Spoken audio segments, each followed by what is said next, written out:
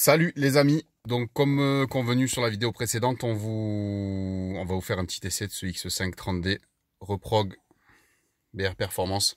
Donc voilà le X5 qui était sur le banc chez BR, excusez-moi pour les reflets. Donc c'est bien celui-ci, vous le reconnaissez. Donc voilà, je vais vous montrer un petit peu comment ça se présente. Donc on passe le véhicule sur le banc avant et après. Donc on voit ici en rouge l'origine. Donc on a 244 chevaux et 559,5 Newton. Et on passe à 306 chevaux juste au-dessus en bleu et 618 Newton. Donc c'est énorme. C'est pas des conneries. Moi j'étais un petit peu sceptique parce que j'ai entendu beaucoup de conneries sur les types qui se mettent à reprogrammer les véhicules, tout ça. Et j'ai été très agréablement surpris de la qualité de la prestation de BR Performance par rapport au prix proposé. Parce qu'il y a aussi une question de prix. On a des préparateurs dont je ne citerai pas le nom, qui sont très performants, mais qui sont extrêmement chers. Donc qui vont être vraiment inaccessibles pour le commun des mortels, on va dire. Ou les gens raisonnables plutôt, parce qu'après, bon, il y a des gens qui passent leur salaire entier dans leur bagnole, mais ça les regarde. Donc voilà, on a été très surpris de cette reprog. Donc voilà, le X5, donc comme je vous l'ai dit, c'est un Exclusive Ultimate, donc on a la clé sur nous. C'est un démarrage avec la clé dans la poche. Donc c'est un 2013, il a 150 000 km. Mais c'est une horloge. Très bon véhicule.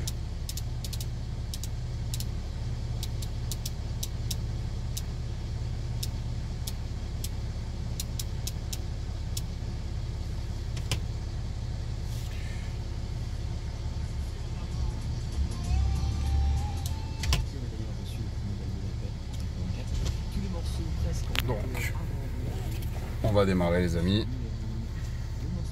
Vous voyez, on a 150 000 km tout rond. Le compteur BM, vous le connaissez.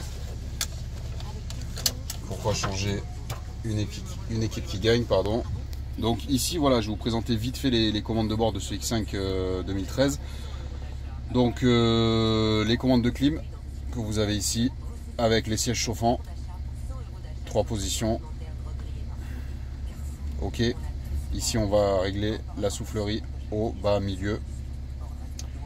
La clim, siège chauffant passager, pareil, soufflerie passager indépendante. Sur ce véhicule, on n'a pas les sièges chauffants arrière ni la clim arrière, c'est ce qui va manquer vraiment, les seules options qui n'ont pas été posées. En dessous, donc on a le lecteur CD DVD. Et encore en dessous, on a donc les radars désactivables, le SP, le contrôle de traction en descente, donc quand on est sur de la neige ou dans la boue, l'ouverture automatique du coffre depuis l'habitacle et la caméra arrière qu'on peut activer à sa guise. Voilà, après donc on a ici le sélecteur de vitesse avec la molette, hein, qui était déjà sur le phase 1, qui a été légèrement redessiné avec toutes les petites commandes de navigation, radio, média, menu, téléphone.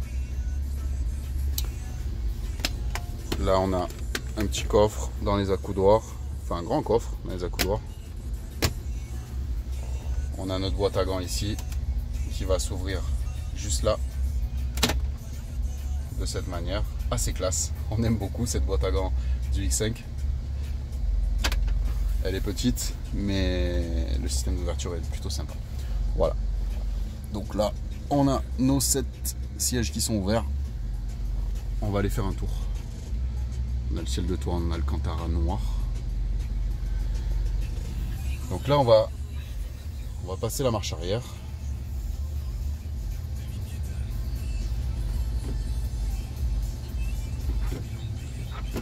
Et la caméra va s'activer automatiquement.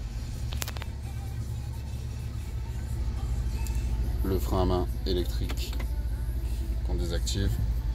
Et on y va.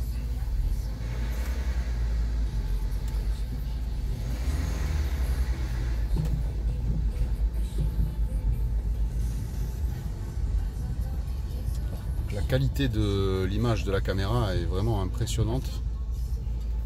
C'est parfait. Franchement, il n'y a rien à dire.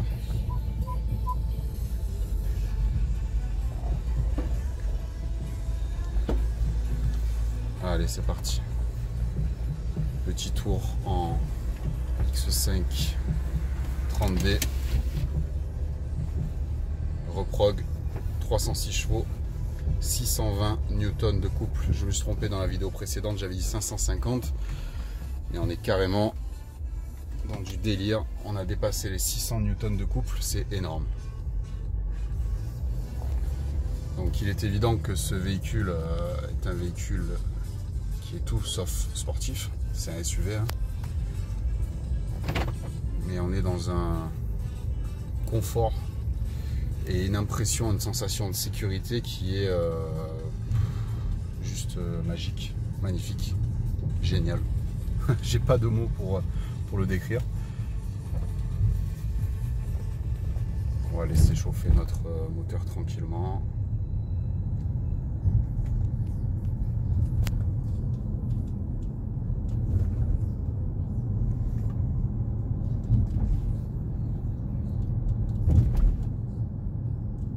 Donc là on est en D. Donc c'est la boîte auto classique. Hein. Donc on a l'affichage de la consommation instantanée sous le contour, comme d'hab chez BM. Là, si on passe sur le côté, on voit marqué DS sur le tableau de bord, sur l'affichage, pardon. Et vous voyez que le contour il est monté. Il passe de... Donc là, je laisse mon pied droit toujours de la même manière sur l'accélérateur. Et on voit que quand je passe en D, hop, il passe le rapport, il se met à 1400 tours. Là, je reviens en S, il se met à 1200 tours. Là, je reviens en S sans accélérer. Juste, je change la boîte. Et là, il monte à 1008-2000 tours. Voilà. Donc, il se met un petit peu dans les tours. Et il est prêt à bondir sur le bitume. On n'oublie pas de mettre nos clignotants quand on rentre et quand on sort d'un rond-point. J'ai eu des réflexions sur mes premières vidéos là-dessus. Alors il est évident qu'il est toujours plus facile de critiquer que de réaliser. J'invite aux personnes qui critiquent mes vidéos à réaliser les leurs et après on en reparlera. Mais bon, c'est vrai que je conseille toujours nos chers amis amateurs d'automobile de respecter le code de la route. Et on rappelle que la route n'est pas un circuit, même si on se fait plaisir quand on estime qu'on n'est pas susceptible de mettre en danger les autres. Mais on n'est jamais à l'abri de rien. Voilà, donc là, on est en S. À 55 km/h.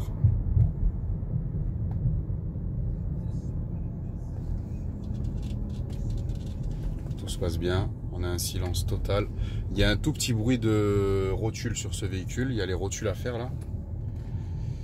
Alors, les rotules de quoi, je sais pas. Rotules de direction, rotules de suspension, j'en sais trop rien. Je crois que c'est les rotules de suspension.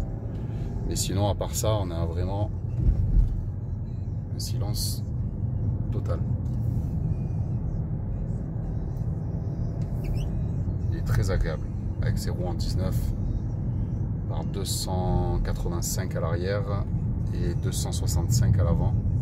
Il est posé sur la route, il n'y a pas de souci. Avec ça, mon pote, t'es le boss.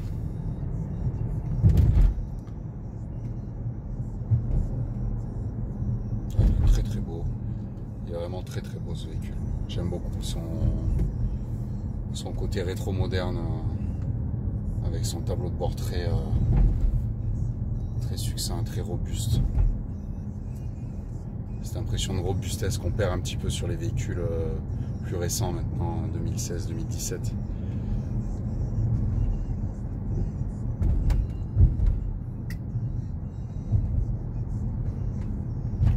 Donc voilà les amis, on va pas faire la course. Alors oui, on montre un petit peu l'affichage tête haute là dans le pare-brise, donc ça clignote hein, puisque effectivement c'est un affichage LED, donc sur les vidéos ça clignote forcément, donc vous pouvez apercevoir quand on a la caméra au niveau de mon champ de vision la vitesse qui s'affiche avec la vitesse autorisée à côté. C'est autorisé à 30 et là nous sommes à 35 km/h. Voilà. Donc là on arrive sur une zone à 70.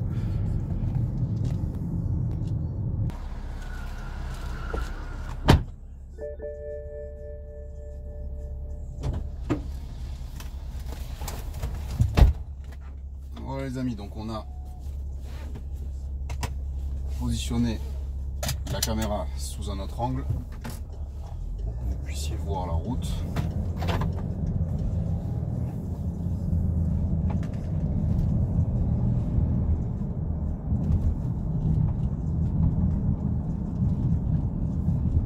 Donc effectivement il est perché, il est haut perché ce X5, donc il va pas être extrêmement dynamique en courbe. Ça prend quand même un petit peu de roulis, hein, c'est normal. Ça va être un gros rouleur, un gros baroudeur on va dire, un gros baroudeur des villes. Et on en voit de plus en plus de ces gros SUV en ville et effectivement bon, c'est un peu décrié par certaines associations d'écologistes, etc. Mais enfin, à chacun son avis là-dessus, à chacun son plaisir. Tiens, il y a un cousin là, X5 2006 qui vient de nous croiser. On va faire demi-tour.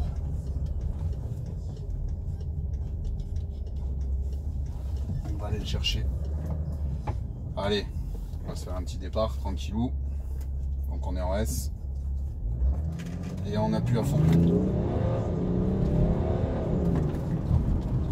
Donc là il a été reprog, hein. Il n'est pas aussi violent d'origine, hein. Je tiens à le préciser.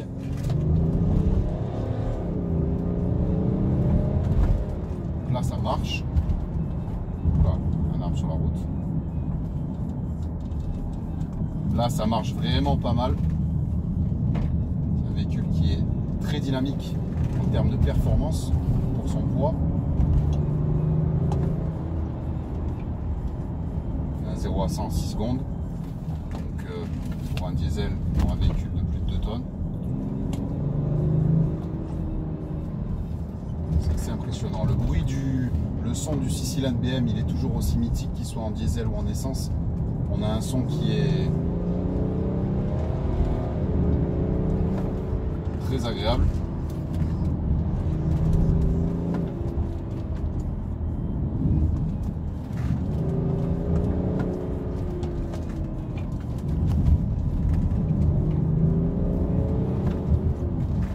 Voilà, bon. On a un petit peu accéléré.